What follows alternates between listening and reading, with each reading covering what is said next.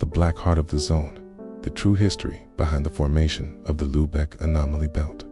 Chapter 1. The ground beneath. It started quiet. Not with war, not with fire, just a hum, a flicker. Then the silence cracked. Unknown stalker, found scrawled on warehouse wall. Lesnaya, 1978. The warehouse, the old Soviet logistics warehouse outside Lesnaya, had long been forgotten, overgrown by pine, roots, and mold. Its thick iron doors had rusted shut since the mid-60s. To the locals, it was just a ghostly relic of failed 5-year plans.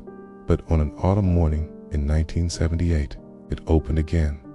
A convoy of covered trucks crept through the tree line, escorted by 2 unmarked jeeps.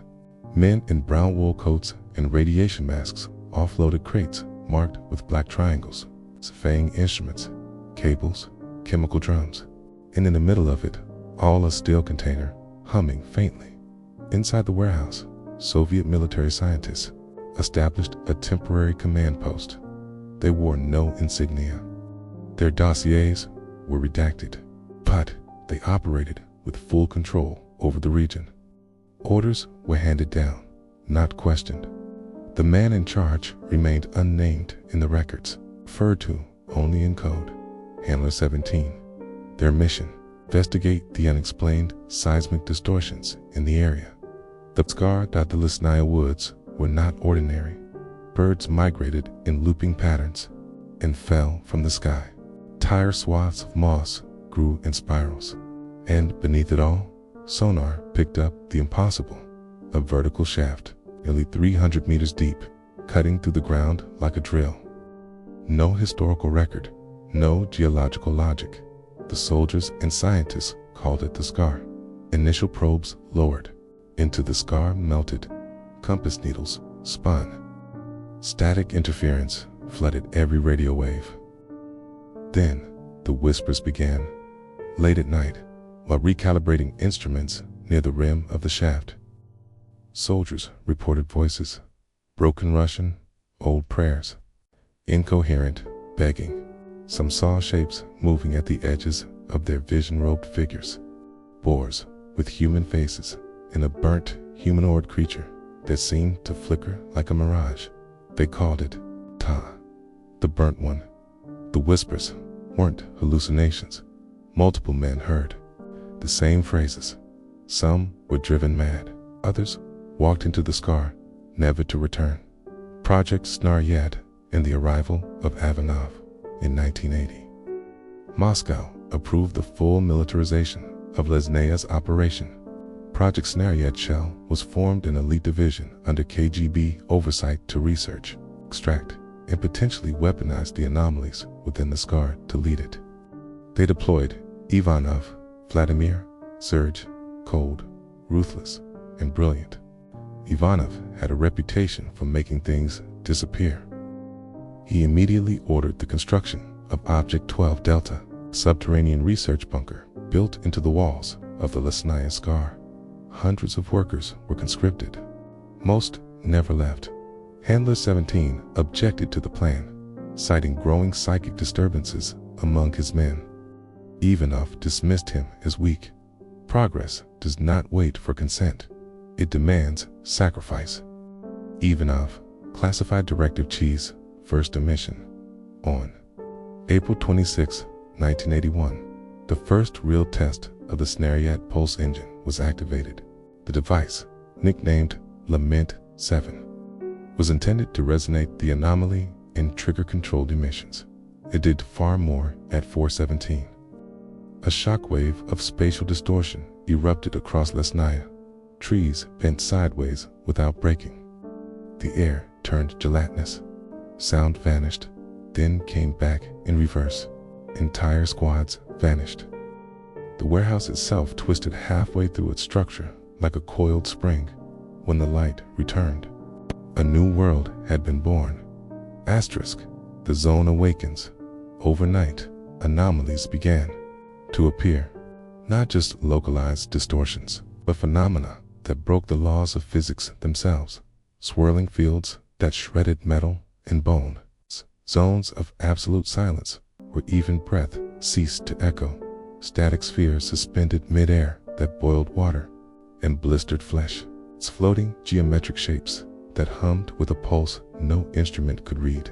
Animals became warped versions of themselves. Boars developed bony exoskeletons and hyperaggressive territorial instincts. Dogs began fusing with their own shadows, leaving distorted, semi-transparent figures that bled into walls. Crows gathered in dozens, then hundreds, circling overhead, in mathematical spirals, as if magnetically bound to invisible beacons. Worse still, humans began to change. Some soldiers who spent too much time near the scar's perimeter reported dissociation, memory loss, or periods of time where they blacked out and awoke kilometers from their post. One communications officer described seeing a robed man walking across a frozen lake before waking up a day later. Teeth shattered, as if he'd screamed until his jaw locked. The whispers grew more frequent. Audio logs from Object 12 Delta began, capturing them even when no personnel were nearby. They spoke in broken dialects, Old Church Slavonic, whispers in Georgian, even phrases from lost Tungusic tribes. And always they repeated the name. He comes, the burnt one. Then came the second emission. This one was not caused by Lament 7. It was spontaneous, the atmospheric pulse that cascaded across the Lesnaya region, briefly reaching as far as the Lyubech outskirts. It caused 47 immediate deaths, most from aneurysms or internal bleeding. Cattle in nearby farms ruptured from within. Glass fractured in perfect spirals. Afterward, there were zones of memory distortion. Soldiers would enter one area and walk out speaking languages they didn't know, and claimed to see family members long dead. One man swore he had a conversation with himself from the future. The Soviet government could no longer deny it. They imposed an immediate, absolute quarantine over Lesnaya and designated the entire sector a restricted military exclusion zone. Maps were redrawn, roads erased, villages nearby quietly evacuated or left to rot. The exodus begins. April 30th. Polygon Sector 1403 orders arrived to gather remaining civilians for emergency relocation. Sweep missions were assigned to Novakovo, Podgornaya, and Kavorstovka to be completed by dawn. Rumors of disappearances, spontaneous fires, and ghost lights had made villagers panic. Transport buses and armed convoys were mobilized immediately. May 1 convoy logs filed by Lieutenant Pavel Denisovich. 820. Our convoy left the unit heading toward Krasno via Lyubech. District HQ confirmed temporary detention centers had been set up. The loading of civilians was chaotic. At one point, a mob surged against our checkpoint during mutant interference. Gunfire kept them at bay. We evacuated 56 civilians under escort by 8 soldiers. One old man screamed, "You're not saving us, you're feeding us to it." I never saw him bored. 1242. Multiple interruptions. Giant arachnids emerged during travel, appeared out of nowhere, possibly reacting to vibration or sound, switched to low gear movement and suppressed fire. Ammo running low. A boy in the back of bus 2 keeps whispering the names of people not present. Says they're outside, watching. 1255.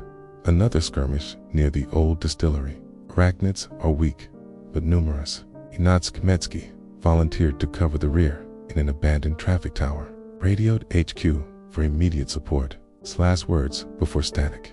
If they come through. The trees I'll hold. Tell my brother. Never mind. 1402. Lyubech outskirts. Forest line breached several times by brutalized, deformed humanoids with erratic speed. They stalked the convoy from the trees. Ammo preservation enforced. No stops. A young girl named Lena kept staring out the window saying, "They remember. U.S. This was their town too." 1411. Army engineers seen erecting barricades around Lyubech. No orders to evacuate the city. It's conflicting signals. Are we protecting Lyubech or walling it off? A lieutenant argued over the radio. You don't build fences around survivors. You build them around graves. 14:45. Short halt near the stadium. Gunshots echo inside. Screams follow. We avoid eye contact. Civilian heads stay low. Dogs swarm the eastern bloc. We expect resistance in the next village. I saw a man on the stadium rooftop, shirtless in the cold, laughing like he was watching a comedy. Then he vanished in a ripple of light. Distortion flashes recorded in the skies above Lyubech's edge. With each flash, creatures manifest, teleported, birthed, unknown. Villages like Novakovo were untouched. But Lyubech is being rewritten. 1702. Arrival near Stila. Continuing toward Belaya to find any remaining civilians. Further route planned through Krasno. Visibility poor. Roads cracked. Radio signal degraded. A woman clutched a broken camera, repeating, "The film never lies. It caught the burnt one. It's real." We moved through places we knew, now twisted. This isn't the zone spreading. It's the zone waking up in places we thought safe. Colonel Morozov, SU, USSR Armed Forces Division 4, classified transcript. The zone had breached its perimeter. And now, it wasn't just a secret buried under Lesnaya. It had become a storm. Chapter 2. Those who could not leave. May 2nd. Belaya village. We arrived at Belaya just before dusk. The village was quiet, but not empty. Few residents remained. The old, the stubborn, the forgotten. Others had barricaded themselves inside cellars and barns, unwilling to believe the world outside had changed so drastically. Denisovich soldiers split into pairs, knocking on every door. Rifles shouldered at a house near the edge of the village.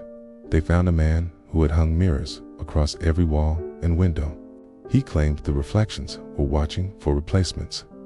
One of our officers found a baby crib filled with scrap metal and feathers. No child, no explanation. Mutants had not yet touched Belaya, but their shadows danced in the fields. Movement. In the fog, guttural howls on windless nights. Denisovich made the decision. No forced removals. Those who wanted to stay would stay. We would focus on evacuating those who still believed in escape.